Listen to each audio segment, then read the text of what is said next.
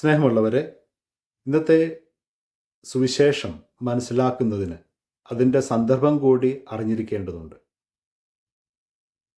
സാധാരണയായിട്ട് നമ്മൾ ഒരു ആഘോഷം അത് പ്ലാൻ ചെയ്യുമ്പോൾ ഒത്തിരി കാര്യങ്ങൾ പരിഗണിക്കാറുണ്ട്, ഒത്തിരി കാര്യങ്ങൾ ചിന്തിക്കാറുണ്ട്.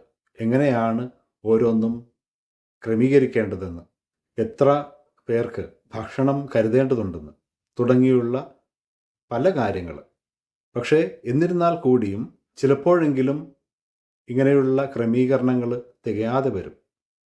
ഭക്ഷണം കഴിക്കുവാനായിട്ട് ചെല്ലുമ്പോൾ ഭക്ഷണം ഇല്ലാതെ വരിക, അല്ലെങ്കിൽ അത് കഴിക്കാൻ പറ്റാത്ത അവസ്ഥ, അങ്ങനെയുള്ള നിരവധി കാര്യങ്ങൾ നമ്മൾ കേൾക്കുകയും അനുഭവിക്കുകയും ചെയ്യുന്നുണ്ട്. പൗരസ്ത്യ ദേശത്ത്, പ്രത്യേകിച്ച് നമ്മുടെ നാട്ടിൽ ഒക്കെ എല്ലാ ആഘോഷങ്ങളും ഇങ്ങനെ കൃത്യം പ്ലാൻ ചെയ്യുവാനായിട്ടൊന്നും സാധിക്കില്ല. കാരണം നമ്മൾ ഒത്തിരി പേരെ ക്ഷണിക്കുന്നുണ്ട്. അതിൽ എത്ര പേര് വരുമെന്നുള്ളത് നമുക്ക് പലപ്പോഴും ഒരു ഊഹം മാത്രമാണ്. അതുകൊണ്ട് തന്നെ നമ്മൾ ആവശ്യത്തിൽ അധികം സാധനങ്ങൾ കരുതാറുണ്ട്. എങ്കിൽ കൂടിയും ചിലപ്പോഴൊക്കെ അത് തികയാതെ വരികയും ചെയ്യുന്നുണ്ട്. അങ്ങനെയുള്ള സന്ദർഭങ്ങളിൽ നമ്മൾ പെട്ടെന്ന് തന്നെ കാര്യങ്ങൾ ക്രമീകരിക്കേണ്ടി വരും. അത് എളുപ്പമുള്ള ഒന്നുമല്ല. കാനായിലെ കല്യാണ വിരുന്നിലും സംഗതികൾ ഏകദേശം ഇതുപോലെ ആയിരുന്നിരിക്കണം. അവർ പ്രതീക്ഷിച്ചതിനേക്കാളും കൂടുതൽ ആളുകൾ വന്നു. യേശുവിൻ്റെ സാന്നിധ്യം അതിന് ഒരു കാരണമായിരുന്നോ എന്ന് നമുക്ക് അറിയുകയില്ല. ഏതായാലും വന്നവർക്ക് ആഘോഷിക്കുവാനാണ് താല്പര്യം, ഭക്ഷിക്കുവാനും പാനം ചെയ്യുവാനും. മറ്റുള്ളവർക്ക് എന്ത് ലഭിച്ചു എന്നുള്ളത് പലരുടെയും ചിന്ത കൂടി ആയിരുന്നില്ല. പലപ്പോഴും അത് അങ്ങനെയാണല്ലോ.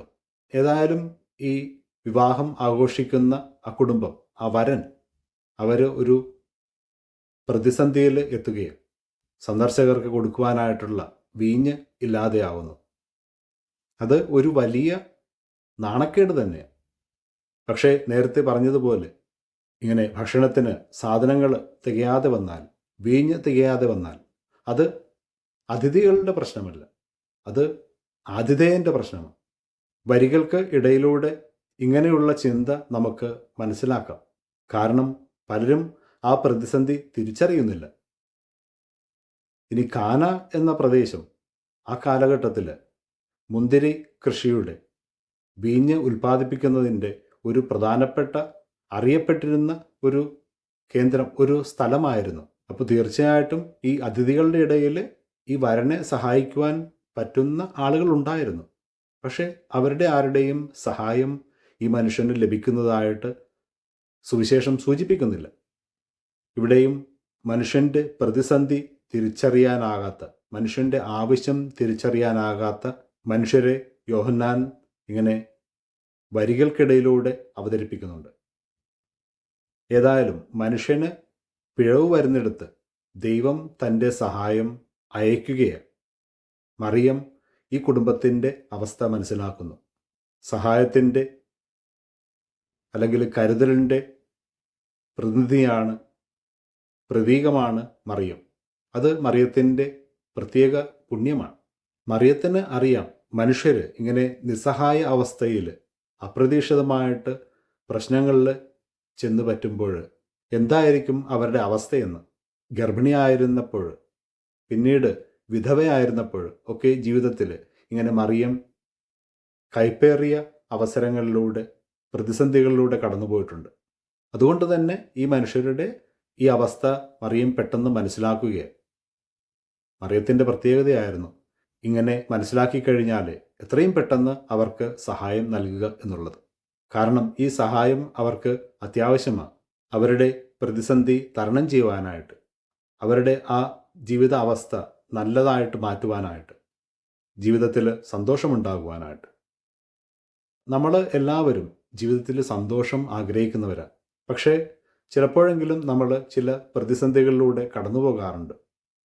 രോഗമായിട്ടും, സാമ്പത്തിക പ്രശ്നങ്ങളായിട്ടും, കുടുംബത്തിലെ ചില പ്രശ്നങ്ങളൊക്കെ ആയിട്ടും. ചിലത് നമ്മുടെ തന്നെ കുറവുകൾ കൊണ്ട്, നമ്മുടെ തന്നെ കരുതൽ ഇല്ലായ്മ കൊണ്ട് സംഭവിക്കുന്നതാണ്. മറ്റു ചിലത് മറ്റുള്ളവരുടെ പ്രവൃത്തികൾ കൊണ്ടും ആകാം. ഇങ്ങനെയുള്ള സന്ദർഭങ്ങളിൽ നമുക്ക് സഹായം ആവശ്യമാണ്. നമ്മൾ ഒറ്റയ്ക്ക് നിൽക്കുന്ന ദ്വീപുകളൊന്നുമല്ല. മറ്റുള്ളവർ നമ്മുടെ ശത്രുവുമല്ല. ഇപ്രകാരം നമ്മൾ മനുഷ്യർ, അല്ലെങ്കിൽ നമ്മൾ മനുഷ്യർക്ക് കരുതലും പരിഗണനയും നൽകുമ്പോൾ നമുക്ക് ഒരു പുതിയ ലോകം സൃഷ്ടിക്കുവാനായിട്ട് സാധിക്കും. അതിന് സ്വീകരിക്കാൻ മാത്രമല്ല, നൽകുവാനായിട്ട് കൂടി നമ്മൾ പഠിക്കേണ്ടതുണ്ട്. ഈ ഒരു കടമയുമായിട്ടാണ് ദൈവം നമ്മെ അയക്കുന്നത്. മറിയത്തെപ്പോലെ, യേശുവിന് ചെയ്തതുപോലെ ഏറ്റവും നൽകുവാൻ നമുക്ക് സാധിച്ചില്ലെങ്കിലും നമ്മുടെ കരുതലിലൂടെ എന്തെങ്കിലുമൊക്കെ ചെറിയ ആശ്വാസങ്ങൾ നൽകുവാനായിട്ട്, മറ്റുള്ളവർക്ക് നൽകുവാനായിട്ട് നമുക്ക് സാധിക്കുന്നതാണ്. അവരുടെ പ്രശ്നങ്ങളെ പ്രാർത്ഥന വഴി യേശുവിൻ്റെ മുമ്പിൽ അവതരിപ്പിക്കുവാനായിട്ട് നമുക്ക് സാധിക്കണം. ബാക്കിയെല്ലാം അവൻ ചെയ്തുകൊള്ളും. കാരണം അവനിലാണ് നമ്മുടെ പൂർണ്ണമായിട്ടുള്ള പ്രത്യാശ. ഇങ്ങനെ മനുഷ്യരുടെ അവസ്ഥകൾ മനസ്സിലാക്കുവാനായിട്ട് മറിയത്തിന് ഉണ്ടായിരുന്നത് പോലുള്ള കാഴ്ചപ്പാടുകൾ നമുക്കും ഉണ്ടാകണം. മറിയത്തെപ്പോലെ നമുക്കും മറ്റുള്ളവർക്ക് വേണ്ടി പ്രാർത്ഥിക്കുന്നവരും മധ്യസ്ഥം വഹിക്കുന്നവരുമാകാം. അതിന് ദൈവം നമ്മെ എല്ലാവരെയും സമൃദ്ധമായിട്ട് അനുഗ്രഹിക്കട്ടെ. ആമേൻ.